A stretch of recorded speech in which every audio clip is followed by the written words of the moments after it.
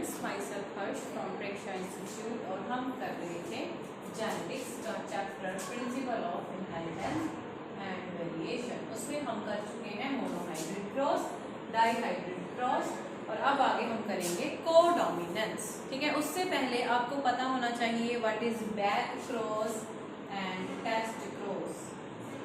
Back cross and test cross.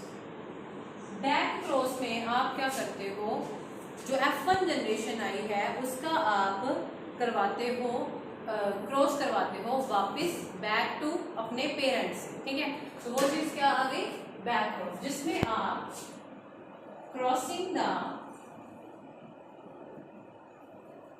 F1 generation with any of the parent generation।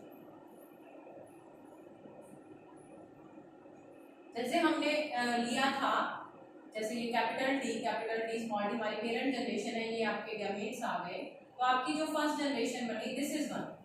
ठीक है, जब हम इसका क्रॉस करवा देते हैं इनमें से किसी में भी, ठीक है, इनमें से किसी का भी हम क्रॉस करवाते हैं F1 जनरेशन के साथ, जैसे कैपिटल टी और कैपिटल टी स्मॉल टी, इसका हम अगर क्रॉस करवाएंगे तो दिस इज, इसके गैमेट बनेंगे ये, इसके गैमेट बनेंगे आपके ये। क्रॉसिंग में capital T capital T capital T capital T capital T small T capital T small, इस तरह से जो है वो F1 जनरेशन को आप किसी डोमिनेंट पेरेंट से करवा रहे हो या रिसेसिव पेरेंट से करवा रहे हो, वो आपका आ जाता है बैक क्रॉस। वो क्या आ जाता है, बैक क्रॉस। क्लियर हो गया?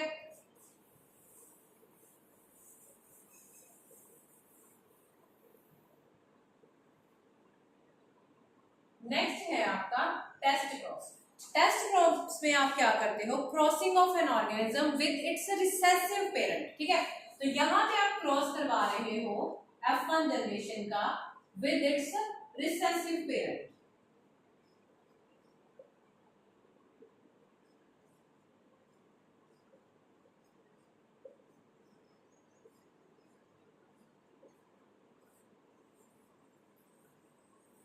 This is test cross, this is test cross. तो यहां पे आपकी रेशियो क्या आई, 1:1, 1:1। आपके पास टॉल टॉल वार्फ वार्फ, तो ये आपका है test cross. Clear?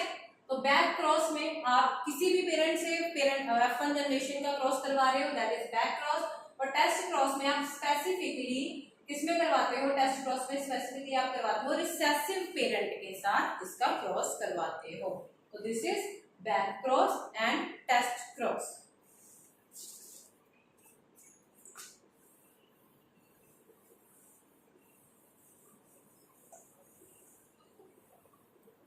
Dihybrid cross और मोनोहाइब्रिड क्रॉस के बेसिस पे डायरेक्ट क्वेश्चन आ जाते हैं कि इनमें से होमोजाइगस डोमिनेंट कितने हैं, होमोजाइगस पेरेंट कितने हैं।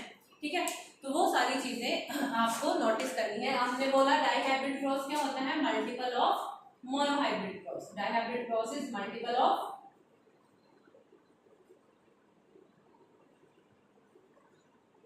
Monohybrid cross. ठीक है, तो मोनोहाइब्रिड में अगर आपके पास ये दिस इज फीचर, तो आपकी जनरेशन जो आती है वो आपकी जनरेशन क्या आती है, वो रेशियो आपकी क्या आती है, लाइक दिस 1:2:1। अगर आपके पास ये है capital Y small y and small y small, 1:2:1। अगर इसमें से आपको क्वेश्चन पूछा जाए इन F1 in dihybrid cross how many heterozygous homozygous, how many homozygous dominant individual produce। तो homozygous dominant individual, homozygous का मतलब ये दोनों सेम होने चाहिए। तो आपके पास कैपिटल R और कैपिटल Y, तो ये कितने होते हैं, ये क्वेश्चन है। तो आप क्या करोगे, मोनोहाइब्रिड क्रॉस मोनोहाइब्रिड इसके लिए, डाइहाइब्रिड इसके लिए। मोनोहाइब्रिड में ये कितनी है 1:, ठीक है, y की कितनी है 1:। तो आपके पास एक ऑर्गेनिज्म आता है जो क्या होता है होमोजाइगस डोमिनेंट। इसी तरह अगर how many homozygous recessive pair, sorry recessive individual की अगर बात करें, होमोजाइगस रिसेसिव इंडिविजुअल की अगर बात करेंगे तो उसमें क्या है, रिसेसिव में क्या कह रहे हो आप, small r small r small y, ठीक है जी। होमोजाइगस ये निकालने हैं आपने रिसेसिव पेरेंट, रिसेसिव इंडिविजुअल, तो कितने हैं 1, इसकी रेशियो क्या है 1। तो आपके पास कितने ऑर्गेनिज्म आएंगे जो रिसेसिव होंगे 1। क्लियर हो गया।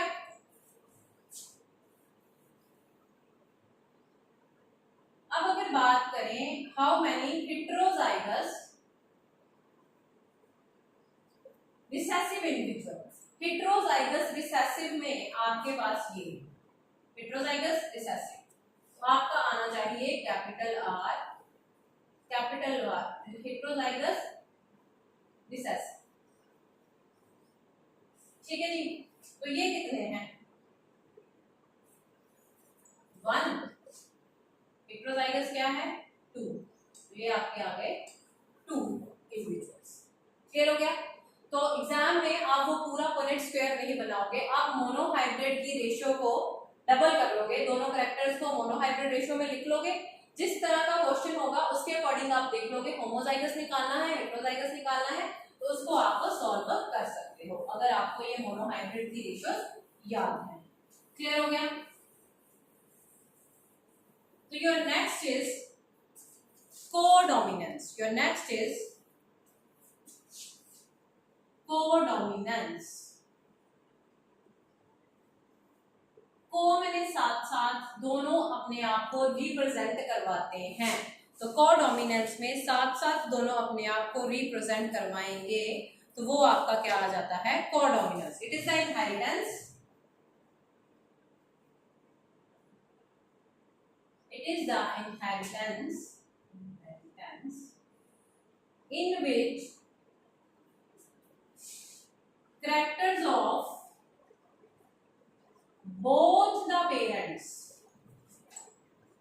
characters of both the parents represents in the individual, ठीक है।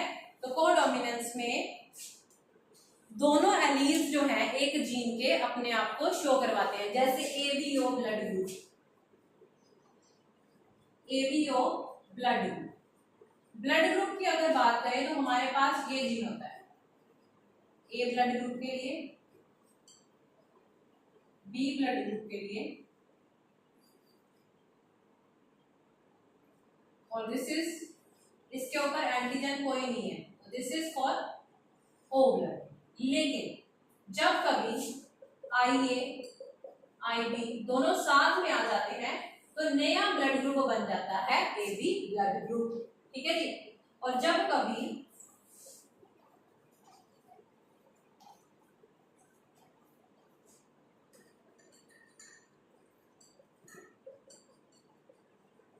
दोनों एलील्स जब साथ में उस इंडिविजुअल में अपने आप को शो करवा देते हैं तो वो चीज एक नए फैक्टर के साथ निकल के आती है, that is A B blood group, ठीक है जी।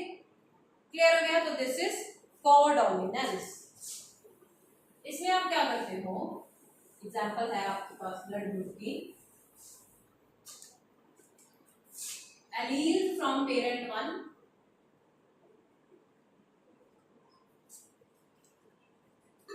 एलील्स फ्रॉम पेरेंट 2, जीनोटाइप क्या बनेगा और फिनोटाइप क्या, आपके पास आई ए जीन, आपके पास आई बी जीन है, ठीक है जी। आपके पास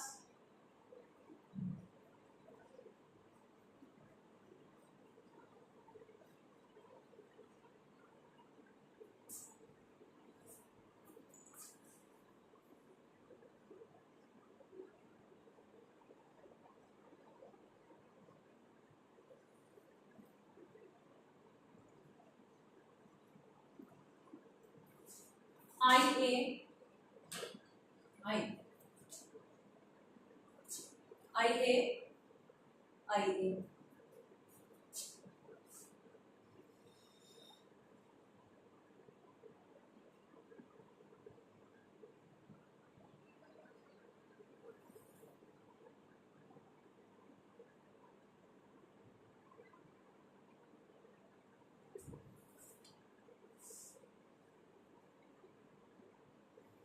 आई ए आई बी आई ए आई आई बी आई ए जब कंबाइन करेंगे I B I B I B I and this is I I.